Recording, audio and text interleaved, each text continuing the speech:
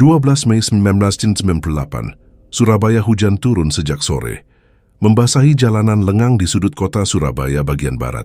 Di antara deretan ruko yang remang, ada satu warung kecil dengan papan nama sederhana bertuliskan Pecel Lele Bu Hajah Sri. Bau sambal yang menyengat bercampur aroma tanah basah, membuat siapapun yang melintas ingin mampir, meski hanya sekadar menghangatkan badan. Warung itu selalu ramai, bahkan saat warung di seberang mulai satu persatu gulung tikar. Orang bilang sambal lele Bu Hajah punya cita rasa aneh tapi nagih. Tidak sedikit pelanggan yang datang jauh-jauh hanya untuk makan di sana. Dari luar, warung itu tampak seperti warung pecel lele biasa. Meja kayu panjang, bangku plastik, dan lampu kuning redup yang menggantung di langit-langit seng. Namun ada satu hal yang selalu jadi bisik-bisik warga. Setiap malam Jumat, warung itu selalu tutup. Bukan karena sepi pembeli, tapi karena Bu Hajah dan beberapa orang tertentu mengadakan pengajian khusus yang tak pernah dibuka untuk umum. Bagi orang luar, itu hanya urusan pribadi pemilik warung. Tapi bagi beberapa warga lama, malam Jumat di warung itu bukan malam biasa. Itu malam ketika suara gamelan samar terdengar dari dapur, dan cahaya lilin terlihat berpendar dari celah-celah pintu belakang. Tak ada yang berani bertanya langsung. Tak ada yang ingin tahu lebih jauh. Sampai bertahun-tahun kemudian, seorang wartawan muda datang ke kota ini, dan rahasia lama yang telah lama dikubur pelan-pelan mulai terangkat ke permukaan. Hujan rintik menyapa Surabaya sore itu, mengguyur jalanan yang padat dengan suara klakson dan lampu kendaraan yang bersinar temaram. Raka menggeser ranselnya ke pundak kanan, mencoba melindungi map berisi berkas liputan dari air hujan yang mulai turun deras. Mobil dan sepeda motor berdesakan di jalanan sempit, khas suasana kota besar yang tidak pernah benar-benar tidur.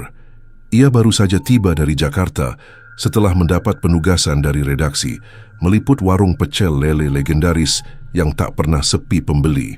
Sekilas tugas ini terdengar seperti liputan ringan, semacam feature kuliner populer di tengah kota. Tapi redakturnya memberikan instruksi dengan nada aneh. Kalau ada hal yang kamu rasa janggal, jangan terlalu cepat bicara ke siapapun, Rak. Perkataan itu terus terngiang saat ia naik ojek online menuju tempat kos sederhana di dekat kawasan warung. Dari balik kaca helm yang agak berembun, Raka melihat lampu-lampu toko menyala satu persatu seiring sore bergeser ke malam. Kota Surabaya terasa ramai, tapi ada kesunyian tipis yang sulit dijelaskan, seperti sesuatu yang bersembunyi di balik keramaian. Kosnya terletak di gang kecil, hanya berjarak sekitar 300 meter dari warung pecel lele yang akan ia liput. Bangunan itu tua, tapi masih kokoh. Pemilik kos, seorang ibu parubaya berkerudung lusuh, menyambutnya dengan senyum ramah, tapi tatapannya sesekali melirik keluar jendela, seolah takut ada yang mendengar. "Wartawan ya, Mas?" tanyanya sambil menyerahkan kunci kamar. Raka mengangguk. "Iya, Bu. Cuma liputan warung makan, ringan kok." Ibu kos itu tertawa kecil tapi ada nada getir di ujung tawanya. "Warung Bu Hajah Sri ya? Hati-hati kalau malam Jumat. Jangan jalan sendirian." Raka sempat mengernyit. "Kenapa, Bu?" "Ah, enggak apa-apa. Orang sini aja yang kebanyakan cerita." Jawabannya singkat, tapi caranya menunduk dan menyibukkan diri merapikan sandal menimbulkan rasa tak nyaman. Raka hanya tersenyum sopan dan naik ke kamarnya di lantai 2. Malam menjelang. Hujan reda. Raka memutuskan keluar sebentar untuk melihat langsung lokasi warung yang akan ia tulis. Ia menyusuri gang kecil dengan sandal jepit dan hoodie tipis. Lampu jalan menyala remang, suara air menetes dari atap rumah-rumah tua menemani langkahnya. Tak sampai 5 menit berjalan, ia tiba di sebuah bangunan sederhana di pojokan jalan besar. Warung pecel lele Bu Hajah Sri. Dari luar, tempat itu terlihat sangat biasa. Atap seng, meja kayu panjang, bangku plastik, dan spanduk besar dengan gambar lele goreng sambal merah menyala. Tapi satu hal yang membuatnya menoleh 2 kali, meskipun sudah hampir pukul 9 malam, warung itu masih ramai. Puluhan orang antre. Ada pengendara motor, mobil, bahkan beberapa truk parkir di seberang. Aromanya sangat khas. Sambal pedas bercampur bau minyak goreng yang sudah berulang kali dipakai. Raka berdiri di seberang jalan, memperhatikan. Ia mencatat dalam hati, warung ini tidak besar tapi pelanggannya seolah tak berhenti datang. Ada yang janggal tapi ia belum bisa menunjuk apa. ia akhirnya ikut antre. Saat masuk, ia memperhatikan orang-orang yang makan. Sebagian besar makan dalam diam, cepat, dan tidak saling berbicara. Seorang bapak dengan jaket pengendara ojek online menyendok nasi dengan wajah datar. Matanya menatap kosong ke piring. Seorang ibu muda memegang sendok, seperti orang yang sedang menghafal gerakan, bukan menikmati makanan. Raka merasa ada suasana aneh, semacam ritme yang tak terlihat. Semua bergerak dengan cara yang sama. Makan cepat, berdiri, lalu pergi. Tak ada tawa, tak ada obrolan. "Mas, mau lele atau ayam?" Suara pelayan perempuan memecah pikirannya. "Lele," jawab Raka. Pelayan itu mengangguk, tersenyum tipis, tapi matanya kosong. Ia lalu berjalan ke dapur belakang sambil menunduk. Saat pelayan itu membuka pintu setengah, Raka sempat melirik. Dapur itu gelap, tapi di dalamnya ada cahaya redup seperti lilin menyala. Sekilas ia juga melihat sosok lelaki tua duduk di kursi kayu, menatap lurus ke pintu seakan berjaga. Ketika pelayan kembali, pintu itu langsung ditutup rapat. Pecel lele pesanannya datang sepiring. Rasanya memang enak, gurih, sambal pedasnya membakar lidah. Tapi Raka menyadari sesuatu. Sambalnya punya aroma rempah yang asing, seperti daun kering terbakar dan anyir logam. Bukan aroma sambal biasa. Ia selesai makan dalam waktu yang terasa sangat singkat, bahkan ia sendiri tak sadar kapan habis. Ketika ia menatap piring kosong, dadanya terasa berat dan pandangannya sedikit kabur beberapa detik. Sambil membayar, ia sempat mencoba membuka percakapan dengan pelayan. "Warungnya ramai terus ya, Mbak? Nggak pernah sepi?" Pelayan itu berhenti sesaat, lalu menjawab datar, "Rezeki sudah ada yang ngatur, Mas." "Wah, enak ya." "Nggak capek." Pelayan itu hanya tersenyum tipis, lalu melirik cepat ke arah pintu belakang. Senyum itu bukan senyum senang, tapi seperti peringatan halus. Raka menangkapnya. Ada sesuatu di balik pintu itu. Dalam perjalanan pulang ke kos, suasana geng kembali sunyi. Angin malam berhembus dingin, membawa sisa aroma sambal yang aneh itu. Langkah kakinya terhenti ketika ia menoleh ke belakang. Warung itu sudah hampir tutup. Pelanggan mulai berkurang, tapi Raka melihat sesuatu. Seorang pria berpakaian serba hitam masuk ke pintu belakang. Tidak lewat pintu depan, tidak disapa siapapun. Gerakannya cepat, seperti sudah biasa melakukannya. Raka memicingkan mata mencoba memastikan, tapi pintu itu sudah tertutup lagi rapat-rapat. Sesampainya di kamar kos, ia duduk di tepi ranjang sambil membuka catatan kecilnya. Ia menuliskan beberapa poin singkat. Warung selalu ramai, pembeli seperti otomatis. Ada pintu belakang yang selalu dijaga. Suasana pelanggan tidak wajar, terlalu sunyi untuk tempat makan ramai. Ada orang berpakaian hitam masuk dari pintu belakang. Ia menutup bukunya, menghembuskan napas panjang. "Mungkin cuma perasaanku saja," gumamnya.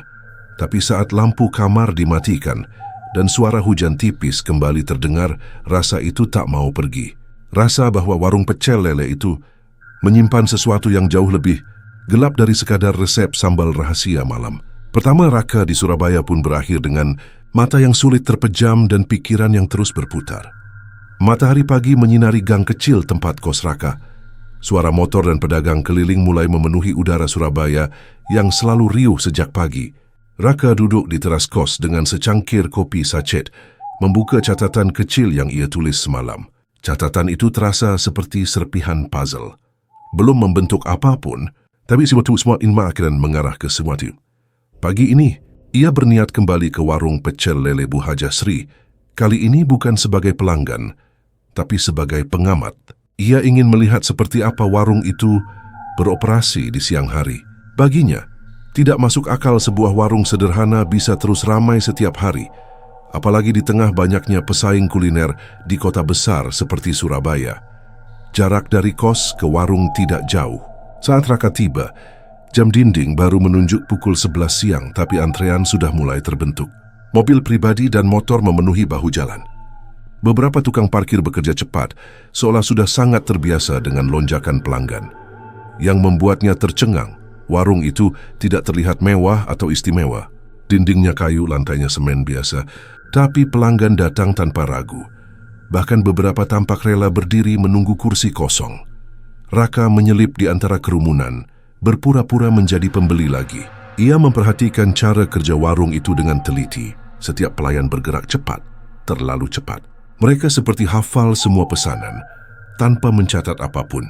Bahkan ketika Raka hanya berdiri di dekat pintu, seorang pelayan perempuan sudah datang menghampiri. "Lele atau ayam, Mas?" tanyanya dengan suara datar.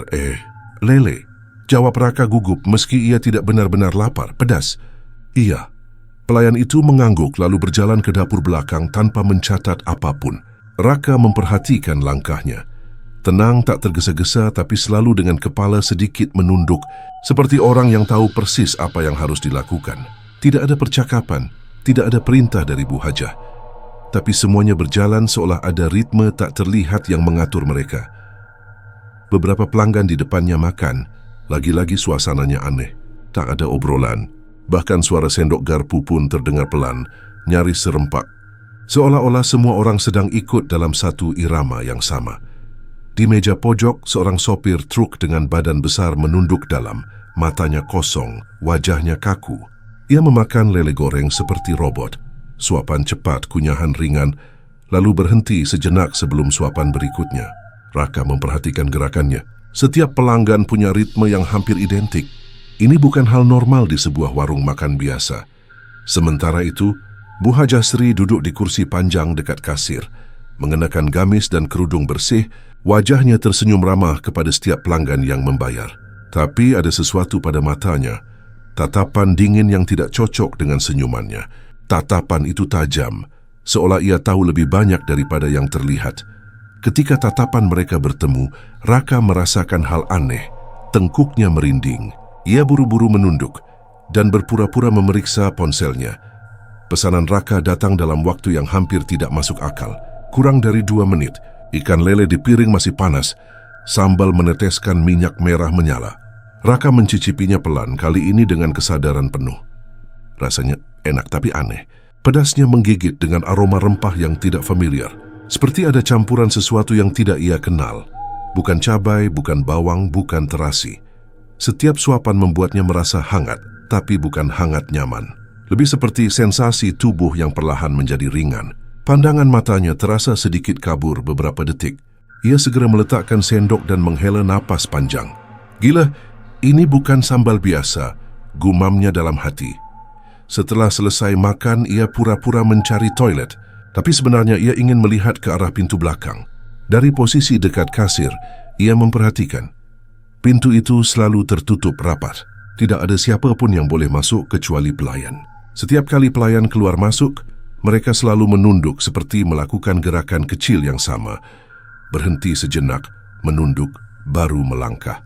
Gerakan itu teratur dan bukan kebetulan.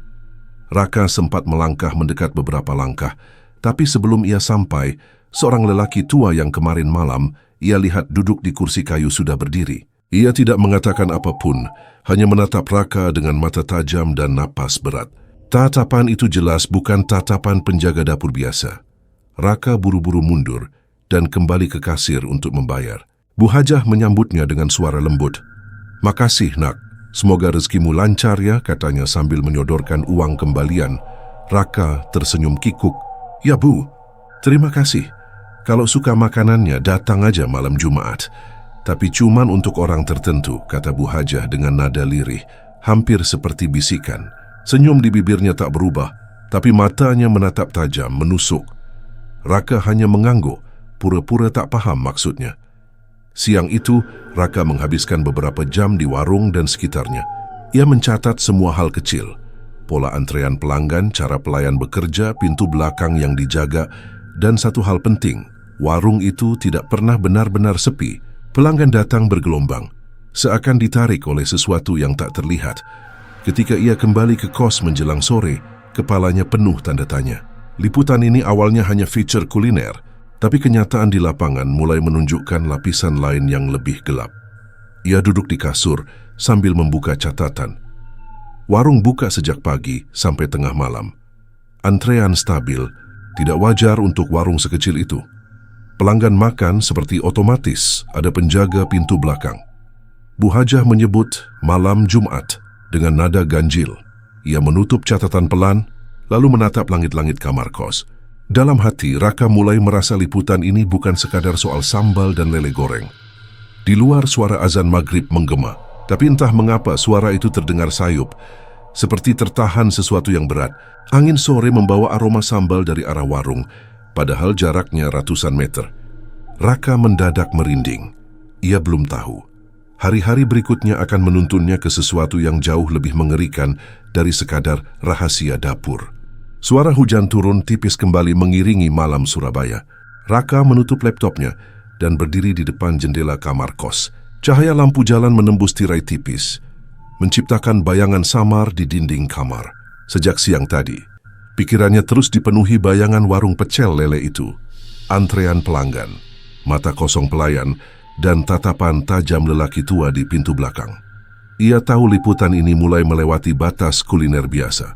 Kalau ingin mengerti lebih dalam, ia harus mencari orang yang tahu sejarah warung itu. Pemilik kos sempat menyebut warung itu sudah berdiri sejak lama, bahkan sebelum reformasi.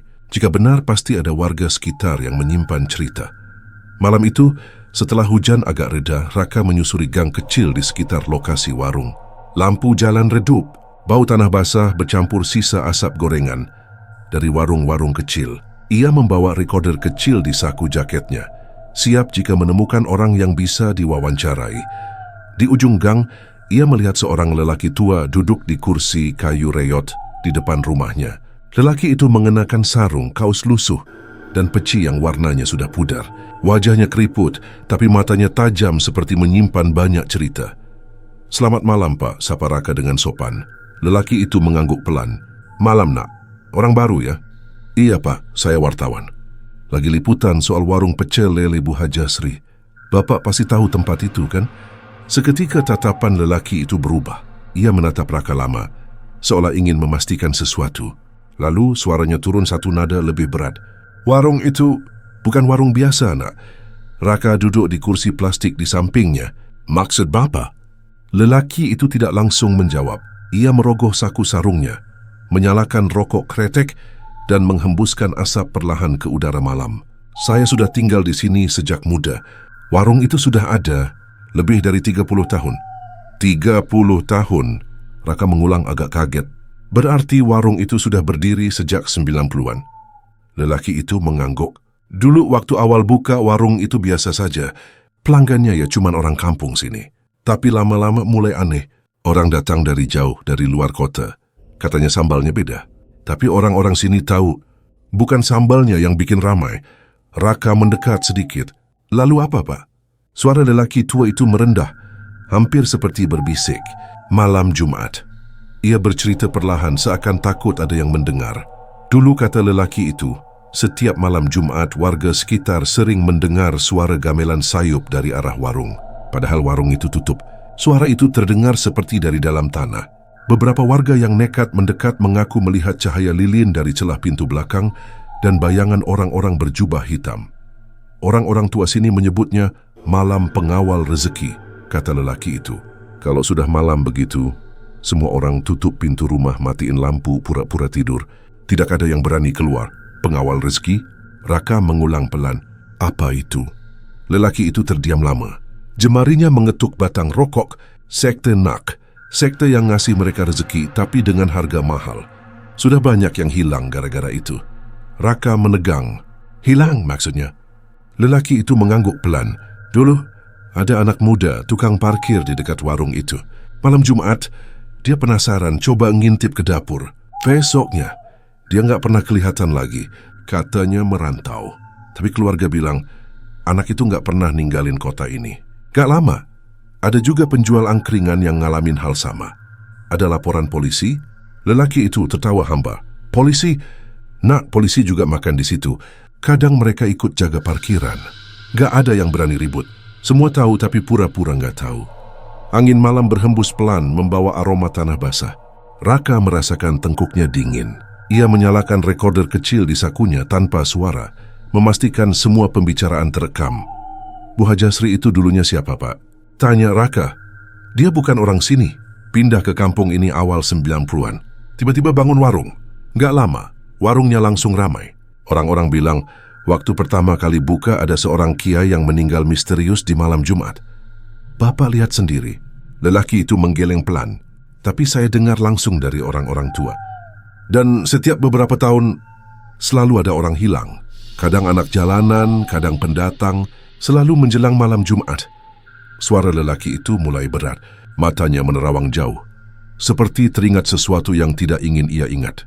Anak saya juga, salah satu yang hilang. Raka tercekat. Maaf, Pak. Saya sudah lama. Potong lelaki itu pelan. Dia kerja paruh waktu di warung itu. Hilang malam Jumat, saya lapor sana-sini. Tapi nggak ada hasil. Semua orang suruh saya ikhlas. Tapi saya tahu, anak saya nggak pergi. Dia diambil. Keheningan menggantung. Hujan berhenti, tapi suasana jadi semakin berat. Kalau Mas mau tahu kebenarannya, suara lelaki itu kembali pelan. Coba datang ke sana malam Jumat, tapi jangan dekat-dekat dapur. Banyak yang nggak pernah pulang setelah ngintip ke sana. Raka mengangguk pelan meski dadanya berdegup keras. Ia bangkit dari kursi dan mengucapkan terima kasih. Lelaki itu hanya menatapnya lama, seperti ingin memperingatkan sesuatu yang lebih besar dari sekadar cerita horor warga. Mas Raka, panggil lelaki itu sebelum Raka melangkah pergi. Raka menoleh. Ayah, Pak. Kalau udah mulai dengar suara gamelan, jangan tunggu lama. Lari, malam semakin larut. Raka berjalan pulang ke kos sambil memutar kembali rekaman suara lelaki tua itu. Nada bicaranya tidak terdengar seperti karangan atau cerita rakyat iseng. Terlalu tenang, terlalu nyata. Di persimpangan jalan, Raka berhenti sejenak. Warung Bu Hajah terlihat dari kejauhan, meski sudah tutup. Lampu depan warung padam, tapi dari arah belakang samar-samar terdengar bunyi logam dipukul pelan, seperti suara gamelan yang diputar terlalu pelan. Raka menelan ludah. Hatinya memberontak untuk pulang cepat, tapi langkahnya justru terpaku beberapa detik lebih lama. Cuma angin, bisiknya pada diri sendiri. Namun suara itu tidak berhenti. Justru semakin jelas saat ia berbalik, gamelan pelan, ritmis, menyeramkan Raka berlari. Malam Jumat datang lebih cepat dari yang Raka harapkan. Sejak pagi, pikirannya dipenuhi potongan-potongan cerita dari lelaki tua itu tentang gamelan samar, orang-orang hilang, dan sekte pemuja pengawal rezeki. Semuanya terdengar seperti kisah lama yang sering dipelintir menjadi cerita hantu kampung. Tapi entah kenapa, setiap detailnya terasa terlalu rapi untuk sekadar dongeng. Menjelang maghrib, hujan turun lagi. Rintik pelan menyelimuti gang kecil di sekitar warung pecel lele Bu Hajah Sri. Lampu jalan berpendar kekuningan. Suasana kota yang biasanya riuh perlahan berubah hening. Seperti ada kesepakatan tak tertulis antara warga untuk tidak berkeliaran terlalu malam di hari itu.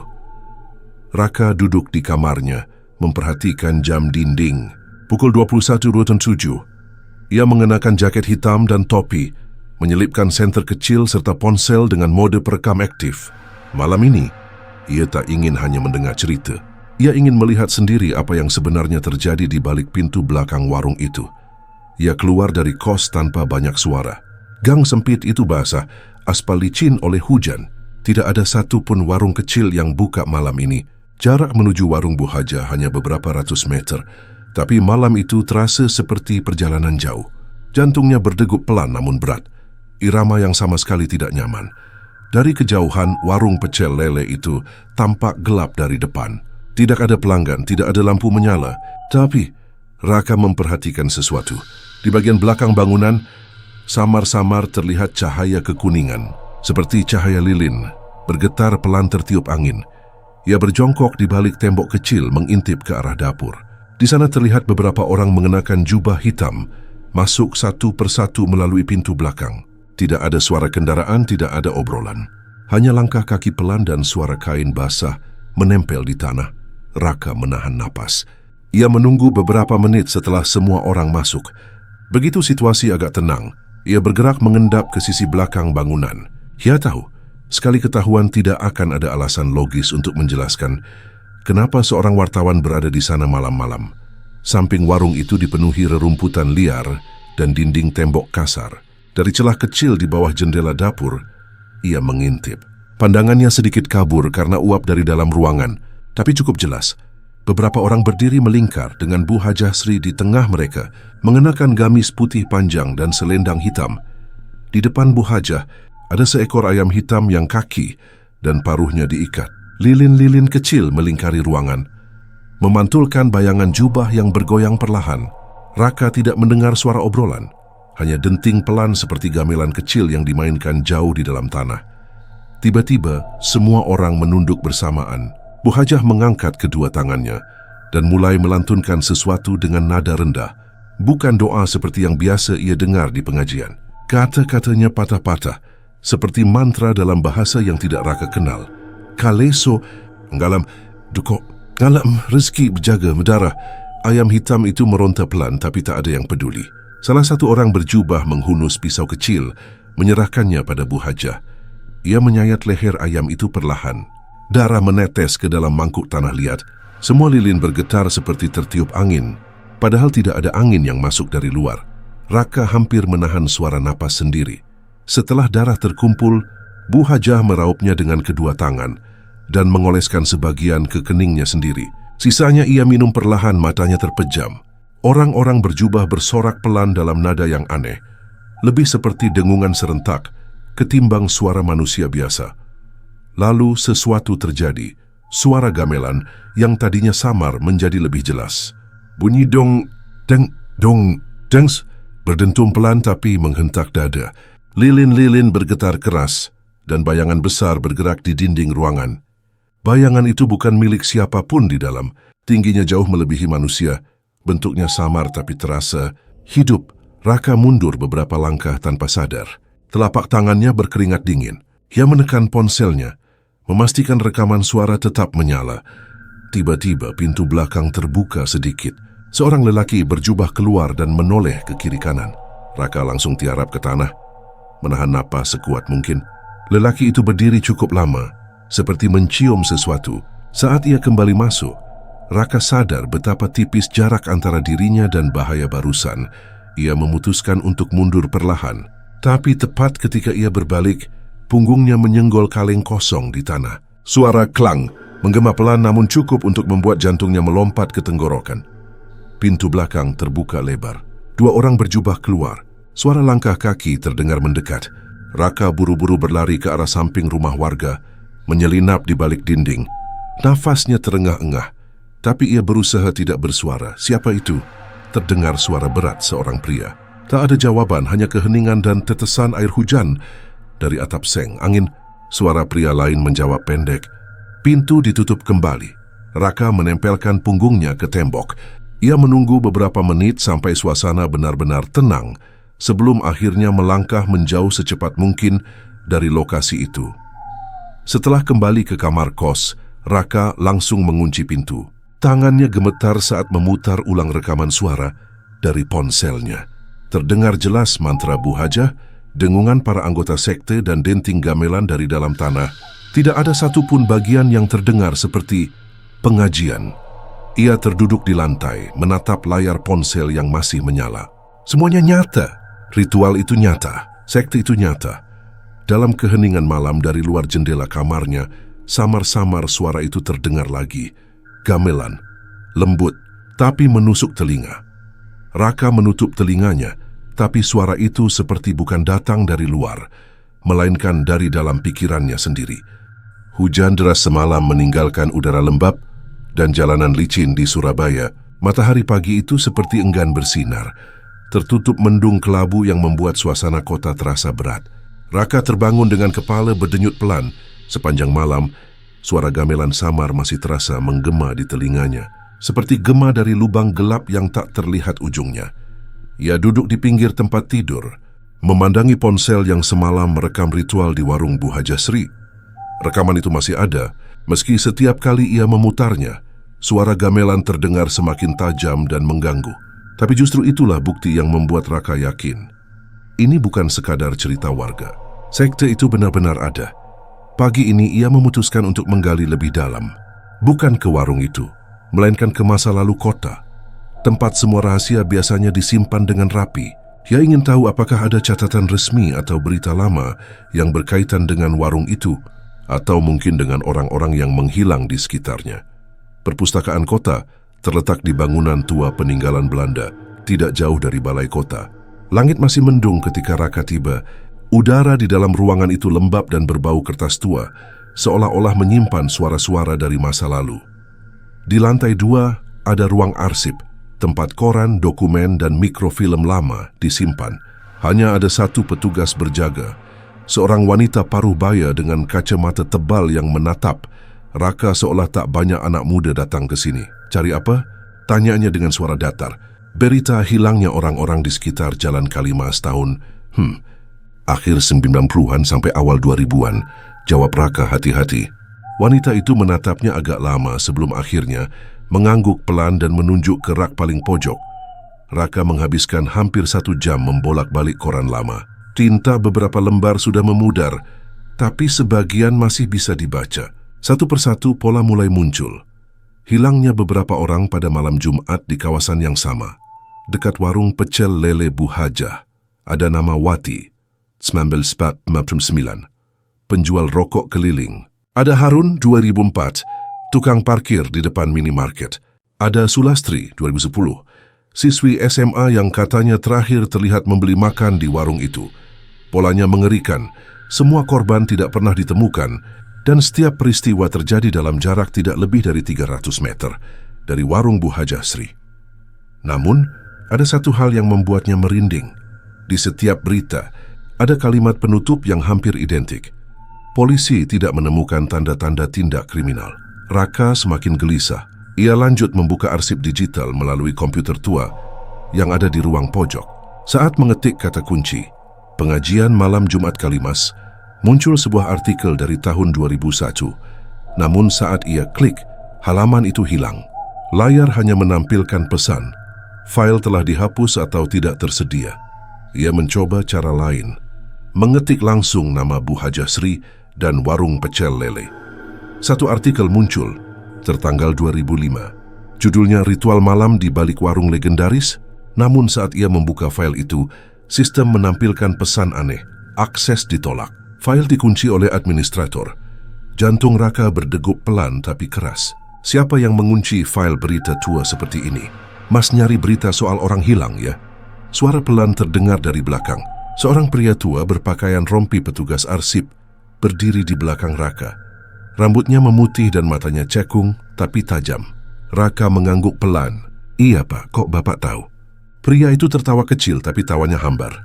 Kalau nyari berita itu, biasanya cuma orang nekat atau orang yang enggak tahu bahaya. Pria itu duduk di sebelah Raka mencondongkan badan. Artikel 2001 itu dulu ditulis oleh seorang wartawan lokal. Namanya Darman. Orangnya gigih, suka ngulik. Dia pernah bilang mau bongkar sesuatu di warung Bu Hajah. Terus seminggu kemudian dia hilang. Enggak pernah ditemukan. Raka terdiam. Rasanya udara ruangan mendadak menipis. File beritanya dikunci setelah itu. Lanjut pria tua itu. Katanya buat menghormati keluarga. Tapi banyak yang tahu sebenarnya bukan keluarga yang minta. Ada orang lain yang lebih kuat. Selesai mendengar cerita itu, Raka merasa seperti melangkah ke dalam labirin gelap. Ia mencoba kembali ke kos. Tapi sepanjang perjalanan pikirannya dipenuhi wajah-wajah orang hilang yang ia lihat di koran tua. Wati, Harun, Sulastri, dan Darman. Wartawan yang hilang karena berani menyentuh rahasia sekte itu. Malam mulai turun. Hujan rintik kembali membasahi jalan. Saat ia melewati gang kecil dekat warung, sesuatu membuat langkahnya terhenti. Di tembok dekat warung, ada poster lama yang sudah pudar terpaku dengan paku berkarat. Poster itu memuat foto Sulastri, siswi SMA yang hilang. Di bawah foto itu ada tulisan tangan yang nyaris hilang dimakan waktu. Terakhir terlihat malam Jumat di warung pecel lele Bu Hajah Sri. Raka mundur satu langkah. Poster itu tampak seperti peringatan diam-diam yang ditinggalkan untuk siapapun yang mau mendengar. Tapi warga di sini memilih diam. Saat Raka sampai di kos, ia menyalakan laptop dan mulai mengetik laporan investigasi pertamanya. Tangannya gemetar saat menuliskan kalimat pembuka. Selama lebih dari 2 dekade, setidaknya 5 orang dinyatakan hilang dalam radius 300 meter dari sebuah warung pecel lele terkenal di Surabaya. Tak ada satu pun kasus yang terungkap. Namun pola yang muncul terlalu jelas untuk diabaikan. Ia berhenti mengetik ketika mendengar suara samar dari luar jendela. Suara gamelan. Lagi, tapi kali ini ada yang berbeda. Suara itu lebih dekat, seperti dimainkan tepat di bawah jendela kosnya. Raka berdiri perlahan, menyingkap tirai. Gelap, tak ada siapapun. Namun lilin kecil menyala di atas paving jalan, tepat di bawah jendela. Lilin itu menyala stabil di tengah rintik hujan. Jantungnya berdetak makin cepat. Ia tak butuh siapapun untuk menjelaskan arti lilin itu. Sejak malam pertama menyaksikan ritual, Raka tahu seseorang atau sesuatu sudah tahu kalau ia sedang mencari kebenaran. Suasana di kamar kos malam itu begitu sunyi hingga suara detak jarum jam terdengar, seperti palu yang memukul pelan ke dinding. Lilin kecil yang tadi menyala di bawah jendela sudah padam, entah karena hujan atau karena memang sudah selesai menyampaikan pesan, tapi perasaan was-was itu tidak ikut padam. Ia tetap melekat di dada Raka, seperti kabut yang enggan hilang. Ia tidak tidur semalaman. Gamelan samar kadang terdengar, lalu menghilang lagi, seolah-olah ada yang sengaja menguji ketenangan pikirannya. Pagi hari, saat langit mulai memucat, Raka akhirnya duduk di depan laptop menatap laporan investigasi yang ia tulis semalam. Ia sadar, informasi yang ia miliki masih setengah jalan. Ia butuh sumber dari dalam, seseorang yang pernah berada di lingkaran sekte itu. Siang itu, Raka kembali ke perpustakaan kota untuk bertemu pria tua petugas arsip. Ia berharap ada petunjuk tambahan tentang Darman, wartawan yang menghilang. Namun begitu tiba, petugas itu tidak ada di tempat. Digantikan perempuan lain yang mengatakan bahwa pria tua tersebut sedang dirawat. Sebelum pergi, perempuan itu sempat berbisik, "Kalau kamu beneran cari tahu soal itu, carilah Dina." Nama itu membuat Raka berhenti melangkah. "Dina siapa?" tanyanya. Perempuan itu hanya menjawab singkat, "Dina, dulu kerja di warung Bu Hajah, tapi sekarang sembunyi." Raka keluar dari perpustakaan dengan jantung berdetak cepat. Setelah berkeliling bertanya pada pedagang sekitar Jalan Kalimas, ia akhirnya mendapat petunjuk. Ada seorang perempuan muda yang tinggal di kontrakan kecil di ujung gang sempit dekat bantaran kali. Warga bilang ia jarang keluar rumah dan selalu menghindari pembicaraan soal Bu Hajah Sri rumah kontrakan. Itu tampak kumuh, cat temboknya mengelupas, dan pintu kayunya retak di beberapa bagian. Raka mengetuk pelan. Tidak ada jawaban. Ia mencoba sekali lagi. Kali ini terdengar suara langkah tergesa dari dalam. "Siapa?" Suara perempuan terdengar waspada. "Saya, Raka, wartawan. Saya cuma ingin bicara. Hening. Saya tahu soal warung Bu Hajah," tambah Raka dengan suara rendah. Pintu terbuka sedikit, hanya cukup untuk memperlihatkan satu mata yang menatapnya tajam. Setelah beberapa detik, pintu itu terbuka penuh. Perempuan itu berambut sebahu, wajahnya pucat, dan matanya cekung seperti orang yang lama tidak tidur nyenyak. "Masuk," katanya pelan. Di dalam rumah kontrakan itu, tidak ada banyak perabot. Hanya satu meja, dua kursi, dan kasur tipis di lantai. "Dina," begitulah ia memperkenalkan dirinya, menuangkan air putih ke gelas plastik lalu duduk di depannya. Tatapannya masih penuh kecurigaan. "Mas, kenapa nyari saya?" "Karena saya tahu Mas Darman hilang waktu menyelidiki warung itu." "Dan saya tahu kamu mantan orang dalam," jawab Raka pelan. Dina terdiam cukup lama. Lalu ia menghela napas panjang. "Saya nggak pernah mau balik ke masa itu. Tapi kalau kamu udah sampai nyebut nama Darman, berarti kamu udah terlalu dekat." Raka tidak menyela. Ia tahu perempuan ini sedang berperang dengan ingatannya sendiri. Dina mulai bercerita dengan suara pelan, nyaris seperti bisikan. Ia dulu adalah pelayan di warung Bu Hajah sekitar tahun 2015. Warung itu memang ramai pembeli, tapi ada aturan-aturan aneh yang harus ditaati semua karyawan. Setiap malam Jumat, mereka tidak boleh datang atau mengintip ke dapur belakang. Dapur bagian itu dikunci rapat dan hanya boleh dimasuki Bu Hajah dan kelompok pengajian. Siapapun yang melanggar akan diberi sanksi rohani, tapi tidak ada yang tahu apa maksudnya. Awalnya saya pikir cuma ritual biasa. Tapi, satu malam saya nekat intip dari celah pintu dapur, ucap Dina lirih. Saya lihat mereka berdiri melingkar jubah hitam, lilin di sekeliling, ayam hitam disembelih. "Bu Hajah, minum darah ayam itu." Saya lihat sendiri. Raka mengangguk pelan. Cerita itu cocok dengan apa yang ia rekam semalam di lokasi. Wajah Dina mulai tegang. Tangannya meremas ujung bajunya. Tapi itu bukan bagian paling parah.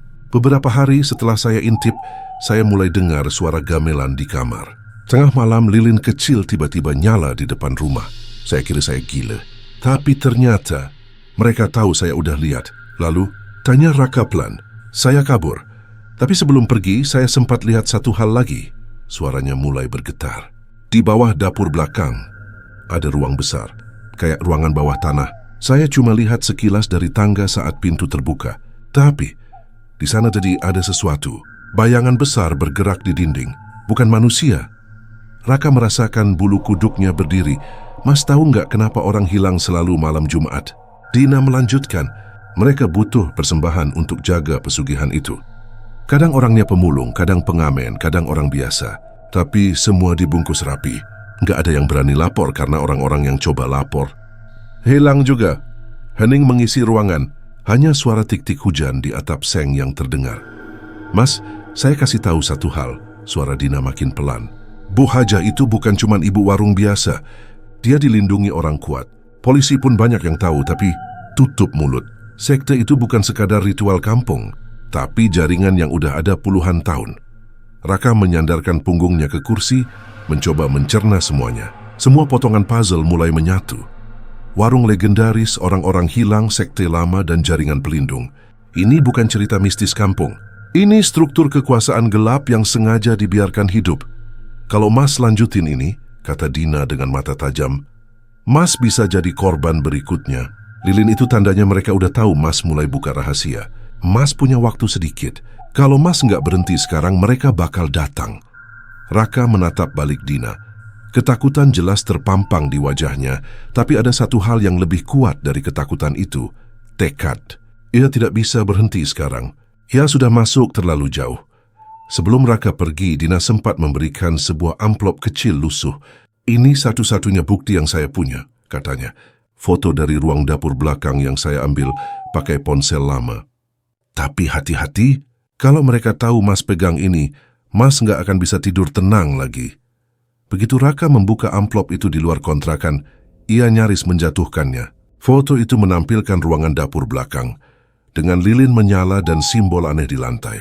Tapi yang paling membuat napasnya tercekat adalah bayangan hitam besar yang tampak melengkung di sudut ruangan, bukan bayangan manusia. Malamnya, saat Raka kembali ke kos, suara gamelan terdengar lagi. Kali ini lebih keras dari sebelumnya, seperti dimainkan tepat di luar pintu. Raka berdiri terpaku. Dari celah pintu, terlihat cahaya lilin berderet rapi di tanah membentuk lingkaran kecil. Di tengah lingkaran itu, ada potongan ayam hitam dengan darah yang belum kering. Dan seolah belum cukup, sebuah kertas kecil tergeletak di lantai depan pintu. Tulisannya rapi dengan tinta merah. Kamu sudah terlalu jauh. Malam Jumat kembali datang. Entah kenapa, malam itu terasa lebih panjang dari malam-malam sebelumnya. Hujan rintik turun lagi. Seperti pola yang selalu sama setiap kali sekte itu melakukan ritual. Awan menutupi bulan, dan lampu jalan redup seolah ikut bersekongkol dalam keheningan kota. Raka duduk di tepi ranjang, memegang amplop lusuh pemberian Dina. Foto itu sudah ia tatap berkali-kali. Ruang dapur belakang, lilin-lilin menyala, dan bayangan besar di sudut ruangan. Setiap kali menatap foto itu, jantungnya berdetak makin cepat. Ia tahu, malam ini bukan lagi waktunya sekadar mengumpulkan cerita. Ia harus melihat sendiri apa yang tersembunyi di bawah dapur itu. Sekitar pukul 21 Tupius, Raka berangkat.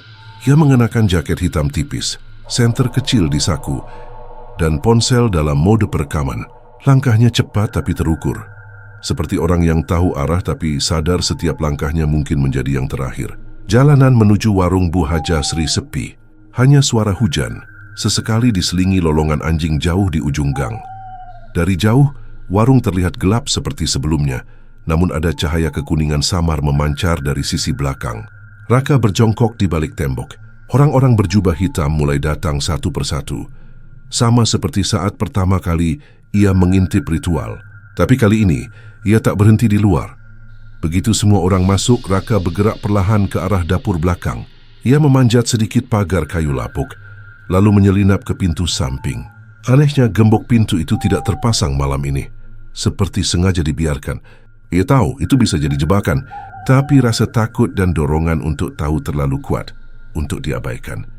Begitu masuk ke dalam, udara langsung berubah. Bau darah, dupa dan tanah basah menyatu menjadi aroma tajam yang menusuk hidung. Ruangan dapur tampak remang-remang. Lilin-lilin kecil disusun melingkar. Di tengah ruangan, Bu Haja Sri berdiri dengan pakaian ritual, gamis putih dan selendang hitam. Di hadapannya ada mangkuk besar berisi darah ayam hitam. Orang-orang berjubah mengelilinginya. Mereka berdiri diam, mata tertutup, sambil bergumam pelan dalam bahasa yang tidak dimengerti Raka. Denting gamelan terdengar lagi, kali ini lebih berat dan ritmis, seperti dipukul dari dasar tanah. Tepat di samping ruangan, Raka melihat pintu kayu kecil di lantai, ruang bawah tanah yang diceritakan Dina. Pintu itu terbuka sedikit, seperti mengundangnya untuk masuk. Ia melirik sekeliling, memastikan tak ada yang memperhatikan, lalu merayap ke sana. Tangga kayu tua itu menurun curam. Udara di bawah sana lebih lembab dan dingin, membuat kulitnya merinding. Ia menyalakan senter kecil, menutupi cahayanya dengan tangan agar tidak terlalu mencolok. Semakin dalam ia melangkah, semakin keras suara gamelan terdengar, seperti bukan berasal dari alat musik, melainkan dari dada bumi itu sendiri. Lantai ruang bawah tanah terbuat dari tanah padat. Dindingnya ditutupi simbol-simbol aneh yang sama seperti di foto Dina. Di tengah ruangan ada altar batu hitam dengan darah ayam yang masih menetes ke lantai. Lilin besar menyala di 4 penjuru, dan di belakang altar sesuatu berdiri, bukan manusia, tinggi hampir 2 meter, berkulit hitam legam seperti bayangan pekat dengan mata merah menyala redup. Sosok itu tidak bergerak, hanya berdiri dengan kepala sedikit miring. Tapi hawa dari keberadaannya cukup untuk membuat tubuh Raka kaku. Raka hampir membeku di tempat. Tapi suara langkah dari atas memaksanya kembali sadar. Ia bersembunyi di balik pilar kayu tua. Dari tangga, Bu Hajah Sri turun perlahan, diikuti 2 orang berjubah. Mereka membawa mangkuk darah ayam hitam. "Aku memanggilmu, pengawal rezeki." Suara Bu Hajah lirih tapi jelas, seperti nyanyian. "Malam ini seperti malam-malam sebelumnya, kami persembahkan darah dan janji. Berikan kami rezeki yang deras." Dan tutup mata mereka yang ingin membuka rahasia ini. Sosok hitam itu bergerak sedikit, hanya sedikit, tapi cukup membuat lilin di sekeliling altar bergoyang keras. Salah satu orang berjubah menyerahkan ayam hitam hidup ke Bu Hajah. Dengan tenang, wanita itu menyembelih ayam itu di atas altar. Darahnya mengalir seperti aliran sungai kecil di atas batu hitam. Raka menahan napas. Ponselnya tetap merekam, tapi jari-jarinya hampir mati rasa. Dia tahu satu langkah salah, dan dirinya bukan lagi pengamat, tapi tumbal. Tiba-tiba sosok hitam itu mengeluarkan suara, bukan suara manusia, suara berat, seperti gema dari dalam sumur gelap. Ada mata yang mengintip, gumamnya dalam suara parau yang membuat jantung Raka hampir berhenti. Bu Hajah berhenti melantunkan mantra. Matanya menatap ke arah ruang bawah tanah, tepat ke arah pilar tempat Raka bersembunyi. Salah satu pria berjubah langsung berbalik, membawa obor kecil dan mulai berjalan mendekat. Suara langkahnya bergema di ruang itu. Pelan tapi pasti. Raka mundur perlahan, tapi kakinya menginjak ranting kayu kecil di lantai. Kerak suara itu terdengar jelas. Pria berjubah itu menoleh tajam. "Siapa di sana?" Suaranya berat dan dalam. Tanpa berpikir panjang, Raka berlari ke tangga, menaikinya secepat mungkin. Suara langkah-langkah berat terdengar mengejar di belakangnya. Begitu sampai di dapur, ia menerobos pintu samping dan lari ke gang kecil di luar warung. Hujan deras mulai turun, membuat jalanan licin. Raka terus berlari meski napasnya terasa terbakar. Dari belakang samar-samar terdengar suara teriakan dan gamelan yang berubah menjadi dentuman keras seperti perang jenderang. Ia tidak menoleh. Ia tahu, jika ia menoleh, ia tidak akan pernah keluar dari sana hidup-hidup. Begitu sampai di kos, Raka langsung mengunci pintu dan menutup semua tirai. Nafasnya tersengal, jaketnya basah kuyup. Ia membuka ponsel dengan tangan gemetar. Rekamannya masih berjalan. Suara gamelan, mantra Bu Hajah, bahkan bisikan makhluk hitam itu. Semuanya terekam. Namun sebelum ia sempat menyimpannya ke penyimpanan awan, layar ponsel mendadak hitam. Baterainya masih penuh, tapi ponselnya mati begitu saja. Ia mencoba menyalakannya kembali, tapi hanya muncul satu hal. Lambang lilin hitam seperti yang ada di lantai dapur. Dan saat ia menatap jendela kamar, ada bayangan hitam tinggi berdiri di luar. Tidak bergerak, hanya berdiri menatap.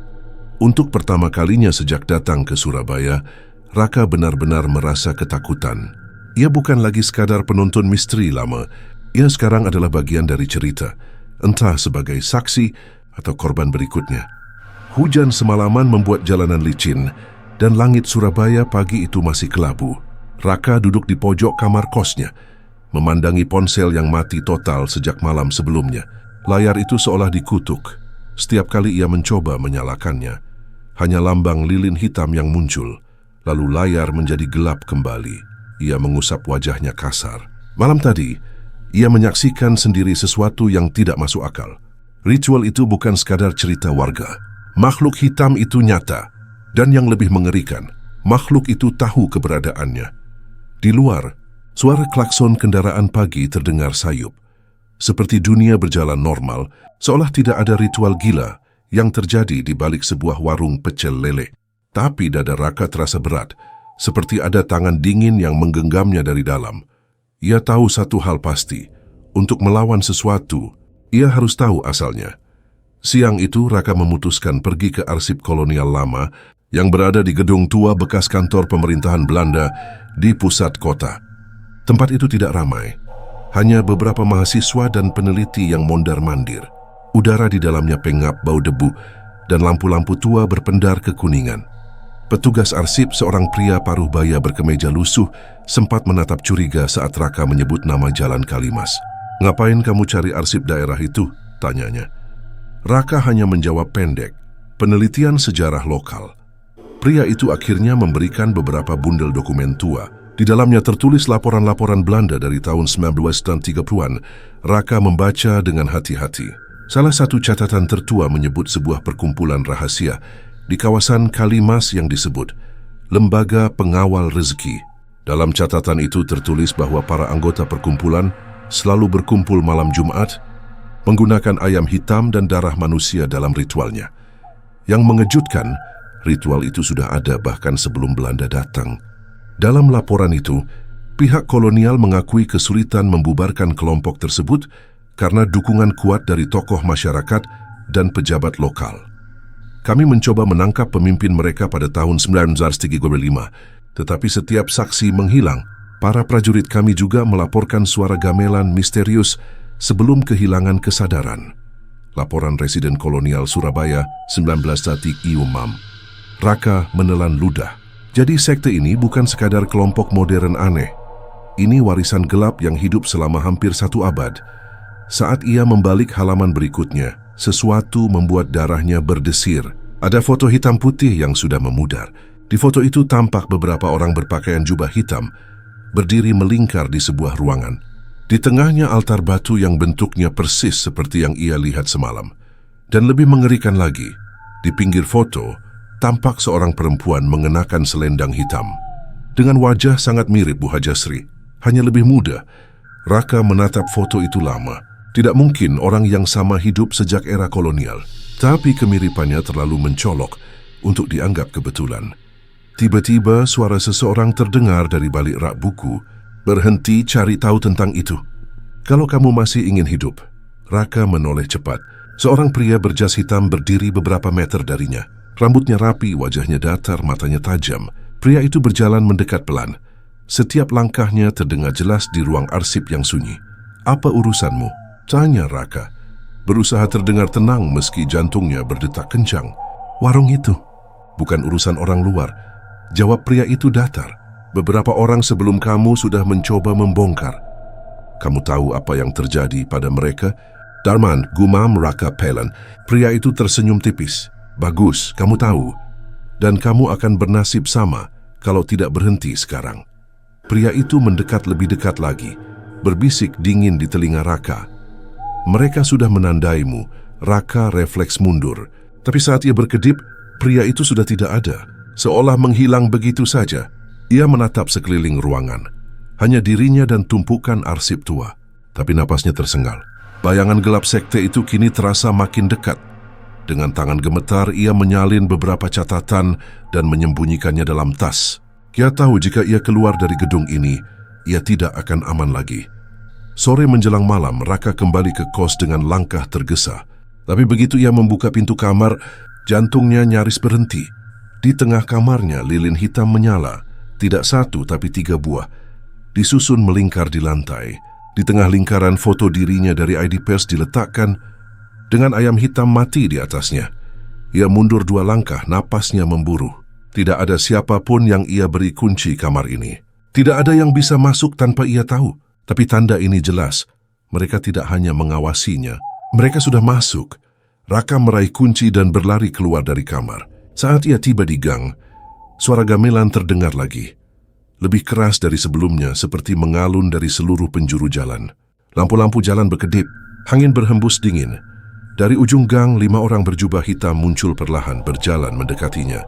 Mereka tidak berlari, hanya melangkah pelan seperti pemburu yang tahu mangsanya tidak punya jalan kabur. Raka panik.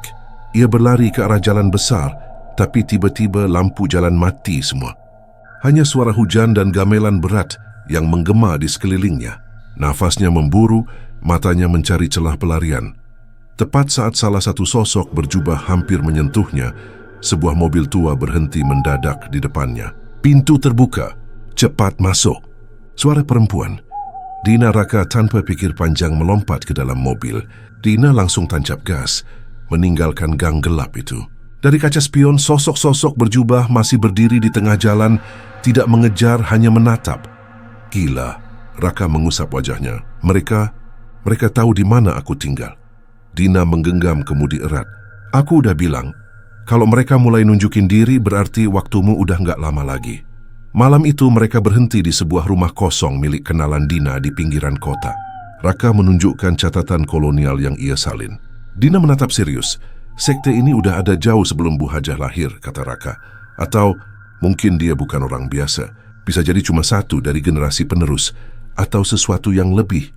Mas nggak ngerti, jawab Dina dengan suara bergetar. Mereka bukan cuma sekte. Mereka adalah akar. Di kota ini, mereka punya mata di mana-mana.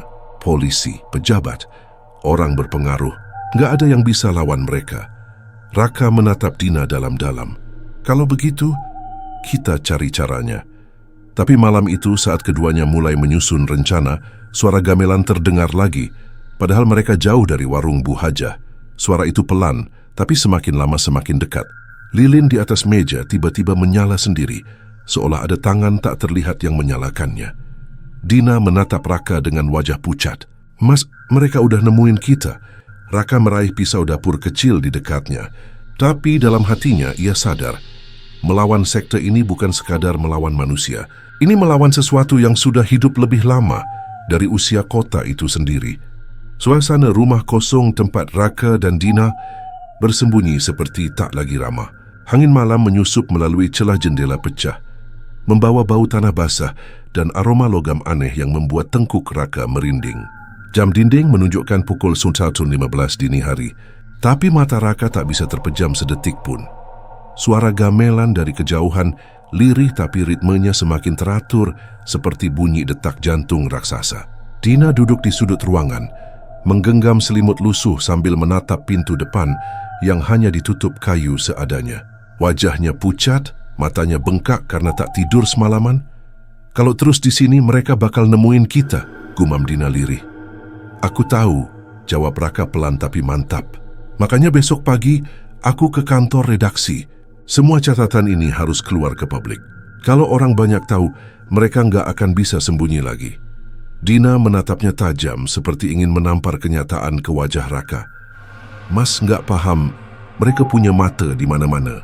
Bahkan polisi pun banyak yang tunduk. Mas pikir media bisa bantu? Raka diam.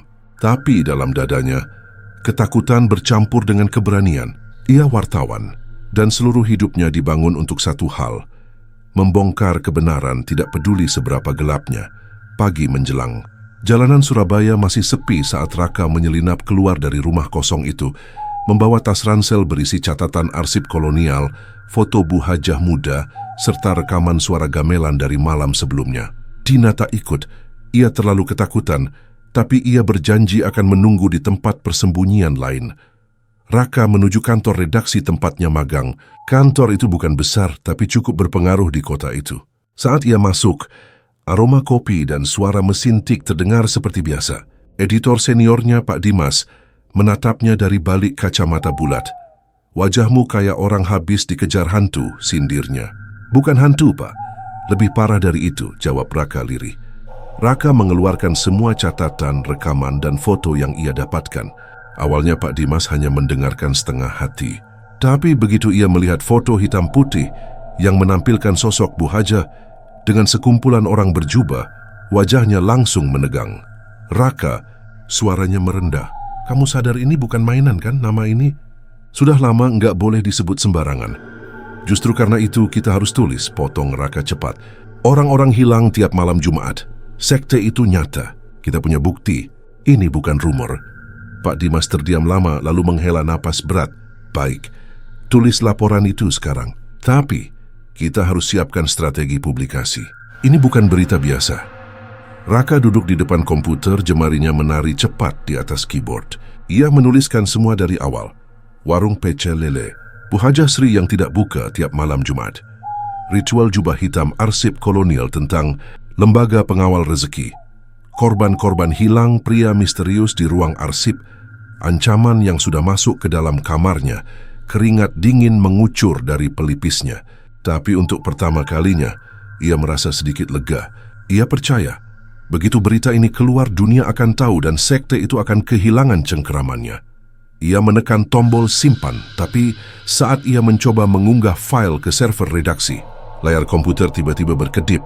Terdengar suara lirih dari speaker gamelan. Lalu layar menjadi hitam. Semua file menghilang dalam hitungan detik. Tidak mungkin," seru Raka panik. Pak Dimas berlari mendekat. "Apa yang terjadi?" Raka menunjuk layar. "Mereka masuk.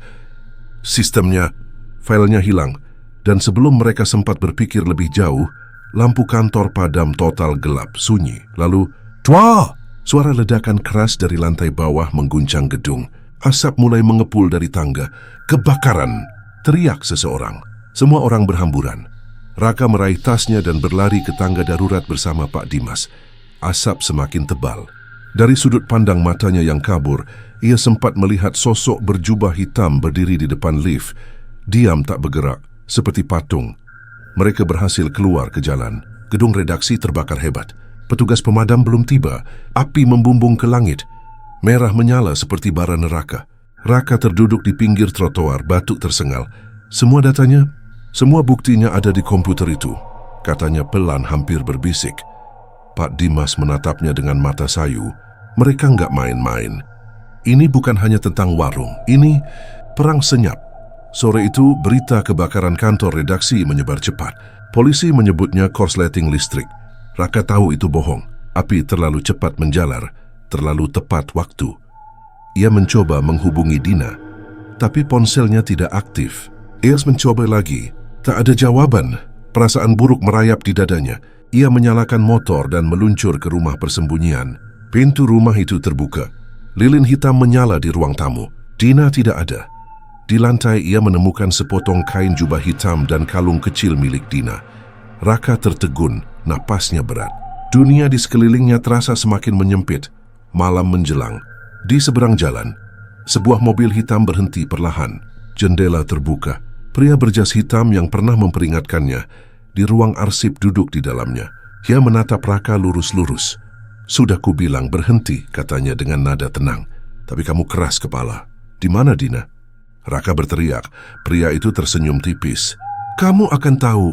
Malam ini, mobil itu melaju pergi meninggalkan Raka dengan suara gamelan samar yang lagi-lagi terdengar dari udara kosong. Raka berdiri di depan rumah kosong itu cukup lama. Dia tahu sekte itu tidak lagi sembunyi-sembunyi. Mereka kini menyerang terbuka. Semua bukti fisik telah dihancurkan. Dina ditangkap. Dabati inti. Mereka tidak akan berhenti sampai ia ikut dalam ritual atau menjadi tumbal berikutnya. Raka menggenggam kalung Dina erat-erat. Wajah Bu Haja Sri melintas di pikirannya. Senyum tipis, mata dingin. Seperti seseorang yang memegang kendali atas hidup dan mati banyak orang. "Aku nggak akan lari lagi," gumamnya. "Kalau ini perang, aku akan datang ke pusatnya." Langit malam gelap tanpa bintang. Suara gamelan semakin keras, seakan memanggilnya. Raka menatap jalan menuju warung Bu Haja Sri dari kejauhan. Jalan sempit dan basah, seperti lorong menuju neraka. Ia tahu, satu langkah ke sana artinya ia mungkin tidak akan kembali. Tapi, satu-satunya cara untuk mengakhiri mimpi buruk ini adalah menghadapinya langsung. Hujan turun pelan malam itu. Jalan menuju warung pecel lele milik Bu Haja Sri lengang. Seolah kota ini tahu ada sesuatu yang lebih dari sekadar warung sederhana di ujung gang sempit itu. Raka berdiri di depan warung dengan jaket basah kuyup, tasnya kosong. Tidak ada catatan, tidak ada rekaman, hanya dirinya sendiri dan tekad yang terdesak. Warung itu tampak seperti biasa. Spanduk lusuh dengan tulisan Pecel Lele Haji Esri, buka 24 jam melambai tertiup angin. Namun malam Jumat itu tidak ada pelanggan. Lampu warung redup kekuningan, seperti mata setan yang mengintip dari kegelapan. Di belakang, suara gamelan mulai terdengar lagi. Pelan berulang menghipnotis. Raka menarik napas dalam-dalam. Kalau aku mati malam ini, gumamnya pelan, setidaknya aku tahu kebenarannya. Pintu kayu warung terbuka perlahan dengan bunyi kriik panjang, seolah sudah menunggunya sejak lama. Aroma anyir bercampur kemenyan langsung menyergap. Di dinding tergantung foto Bu Hajasri. Bersama beberapa pejabat kota, semua tersenyum ramah. Ironis, pikir Raka. Orang-orang yang mungkin juga tunduk pada kegelapan yang sama. Langkah kakinya menuruni lorong dapur belakang. Semakin dalam ia masuk, suara gamelan semakin keras. Ruangan itu berbeda dari terakhir kali ia menyelinap. Lilin hitam menyala di setiap sudut. Asap putih tipis memenuhi udara. Suara orang-orang berbisik pelan, mengucap mantra dalam bahasa yang tak dimengerti. Dan di tengah lingkaran altar batu, Dina berdiri, dengan tangan terikat dan mata tertutup kain hitam. "Dina!" teriak Raka, mencoba berlari, tapi dua sosok berjubah hitam muncul dari kegelapan dan mendorongnya keras ke lantai. Mereka tidak bicara, hanya bergerak kaku seperti boneka. Lalu Bu Hajasri muncul dari balik tirai kain merah. Ia mengenakan jubah hitam dan selendang panjang. Raut wajahnya sama seperti foto kolonial yang ditemukan Raka, tidak berubah sedikit pun. Garis-garis wajahnya tenang, seolah waktu tak pernah menyentuhnya. "Raka, akhirnya kamu datang juga," ucapnya dengan suara datar tapi dalam. "Apa yang kalian lakukan pada Dina?" bentak Raka. "Dia hanya calon tumbal," jawab Bu Hajah tenang. "Dan kamu di calon penerus." Raka terdiam. "Penerus?" Bu Hajah mendekatinya perlahan. Langkahnya nyaris tak terdengar di lantai basah. "Kamu pikir ini sekadar warung? Ini rumah bagi kekuatan yang lebih tua dari negara ini sendiri. Ribuan orang makan di sini setiap bulan. Mereka menikmati rezeki yang kami jaga. Dan sekarang, kamu sudah menjadi bagian dari permainan ini. Aku nggak akan jadi bagian dari kalian," desis Raka. Bu Hajah tersenyum tipis. "Sudah terlambat, nak. Lilin sudah menyebut namamu. Sejak malam pertama kamu datang dan melihat kami, kamu terikat." Tiba-tiba lilin-lilin di sekeliling altar menyala lebih terang. Apinya membentuk bentuk-bentuk aneh di udara. Mantra para anggota sekte semakin keras. Dan Raka merasakan suhu ruangan turun drastis. Bayangan hitam muncul dari langit-langit. Sosok besar tanpa wajah, hanya mata merah menyala.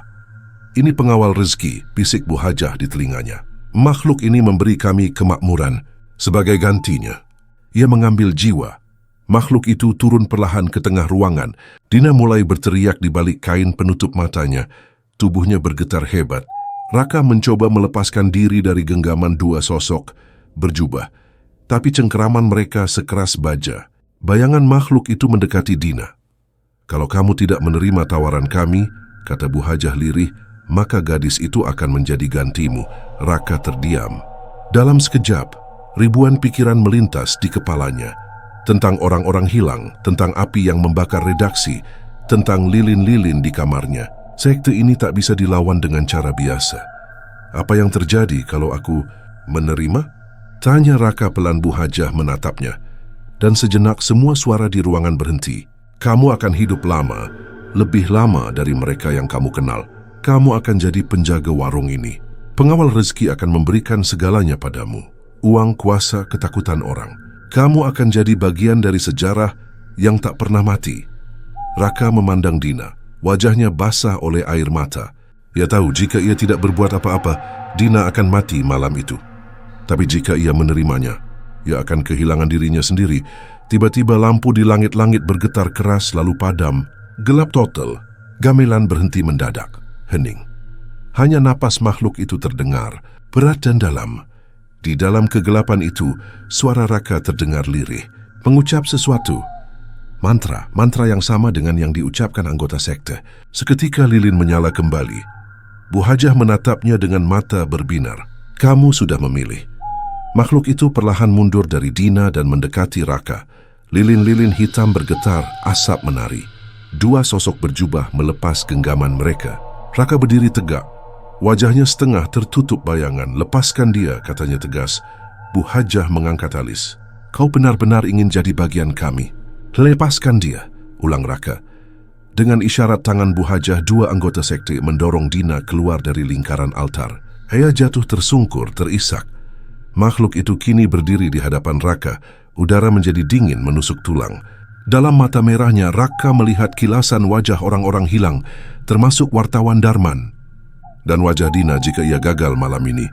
Bu Hajah mengangkat tangan memulai ritual terakhir pengawal rezeki. "Terimalah darah dan jiwa." Belum sempat ia menyelesaikan kalimatnya, Raka melompat ke altar dan meraih wadah darah ayam hitam di tengah lingkaran. Dalam satu gerakan cepat, ia melemparkannya ke lilin utama. Brak! Api menyambar, lilin utama pecah, altar batu retak. Gamelan mendadak berubah nada, menjadi teriakan anggota sekte panik. Beberapa berusaha mendekati Raka, tapi makhluk hitam itu mengaum keras hingga ruangan bergetar. Lilin-lilin padam satu persatu. Dalam kegelapan hanya satu suara terdengar, tawa Bu Hajah Sri. "Kau pikir bisa menghancurkan sesuatu yang lebih tua dari waktu?" Suaranya bergema seperti gema dari dalam sumur. Makhluk itu mendekati Raka, tapi bukannya menyerang, makhluk itu berhenti tepat di depannya. Nafasnya berat. Raka menatap langsung ke mata merah itu. "Kalau kau butuh pengawal baru," bisik Raka, "ambil aku." Bukan dia, gamelan berhenti. Anggota sekte membeku. Makhluk itu merunduk. Lilin menyala lagi. Tapi kali ini api berubah merah darah. Pagi harinya warung pecel lele Bu Hajah Sri dibuka seperti biasa.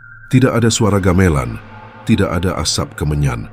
Orang-orang datang sarapan seperti biasa, seolah tidak pernah ada yang terjadi. Namun kini di dalam warung, Bu Hajah Sri tidak ada. Yang berdiri di balik dapur adalah Raka. Mengenakan kemeja sederhana, senyum tipis di bibirnya, dan mata setengah merah menyala saat cahaya lilin mengenai wajahnya. Dina tidak pernah kembali ke kota. Ia hanya meninggalkan satu catatan pendek yang dikirim lewat pos ke kantor redaksi. Dia bukan lagi Raka yang aku kenal. Di ruang dapur belakang, lilin hitam kembali menyala satu persatu. Suara gamelan terdengar pelan, seperti detak jantung yang tenang. Dan di altar yang kini utuh kembali, bayangan makhluk hitam berlutut di depan Raka. "Giliranmu menjaga rezeki," bisik suara itu dalam kepalanya. Raka menatap api lilin, mata manusia dan sesuatu yang bukan manusia kini menyatu dalam dirinya.